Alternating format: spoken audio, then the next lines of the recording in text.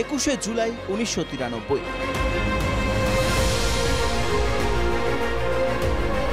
সচিত্র ভোটার পরিচয়পত্রের দাবিতে তৎকালীন যুব কংগ্রেস নেত্রী মমতা বন্দ্যোপাধ্যায়ের ডাকে মহাকরণ অভিযান করেছিল কংগ্রেস।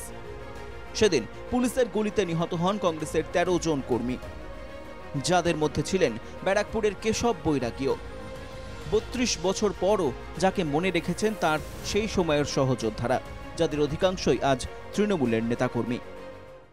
সহযোদ্ধা ছিল, সেই দিনটার কথা কি এখন মনে আছে, মনে পড়ে?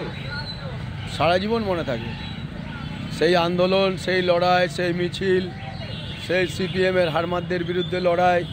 শুধু তো 21শে জুলাইয়ের নয়, কেশব বৈরাগী দীর্ঘ সময় আমাদের সাথে ছিল, আমাদের সহকর্মী, আমাদের নেতা। বিশাল বড় গণ্যযোগ্য, উনি আমাদের ছোটোবেলা বন্ধু, কিন্তু আজ এই যে জগতের মধ্যে ওর নাম এই ভাটপাড়া অঞ্চলে সুন্দরভাবে জাগিয়ে তুলেছে। 1993 সালে নিহত ১৩ জন কর্মীকে স্মরণ করে প্রত্যেক বছর শহীদ দিবস পালন করে তৃণমূল কংগ্রেস। আন্দোলন কংগ্রেসের হলেও 21শে জুলাইয়ের শহীদ দিবসের অলিখিত পেটেন্ট কার্যত 1998 সালে গঠিত দল তৃণমূলের নামেই রয়েছে। যদিও কংগ্রেসের অভিযোগ, রাজনৈতিক স্বার্থে কংগ্রেসের আন্দোলনকে হাইজ্যাক করেছেন মমতা বন্দ্যোপাধ্যায়। মমতা ব্যানার্জি নতুন দল করার পর এই প্রোগ্রামটা তিনি হাইজ্যাক করেছেন, এবং এই প্রোগ্রামটা হাইজ্যাক করে তিনি তার রাজনৈতিক যে সত্তা সেটাকে বাঁচিয়ে রাখার চেষ্টা করছেন, এবং আগামী 2026 যে ভোট, সেই ভোটের ঘণ্টাটা তিনি বাজাচ্ছেন। রবিবার ব্যারাকপুরের কেশব বৈরাগীর নামের একটি শহীদ বেদির উন্মোচন করেন সাংসদ পার্থ ভৌমিক। তবে এতগুলো বছর পরও কি সঠিক মর্যাদা পেয়েছে শহীদরা?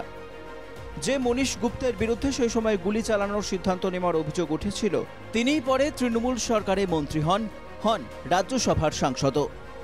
বছর বছর ধর্মতলার তারকা খচিত মঞ্চ ও মুখ্যমন্ত্রীর বিরোধীদের ঝাঁঝালো আক্রমণের মাঝে কোথাও গুরুত্ব হারিয়ে ফেলেনি তো শহীদ তর্পণ?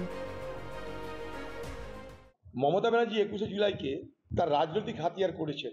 মমতা ব্যানার্জি সেই কংগ্রেসের শহীদদের ভাঙিয়ে ক্ষমতায় তো এসেছেনই, তারপর সেই কংগ্রেসকে খতম করতে তিনি ময়দানে নেমেছেন। কেউ এমএলএ হয়েছেন, কেউ মন্ত্রী হয়েছেন, কেউ শান্তি হয়েছেন, কারো সাজা হয়নি, কারো শাস্তি হয়নি। মমতা ব্যানার্জি প্রতিশ্রুতি ভঙ্গকারী একজন মুখ্যমন্ত্রী। এবং আগামী দিনেও এই কেশব বৈরাগীর যে অবদান, সেই অবদানকে মাথায় রেখেই তারা আগামী দিনে রাজনৈতিক পথ চলতে চায় বলেই এখানে জানালেন তৃণমূল কর্মীরা। ভাটপাড়া থেকে দেবপ্রিয় সরকার, NK TV বাংলা।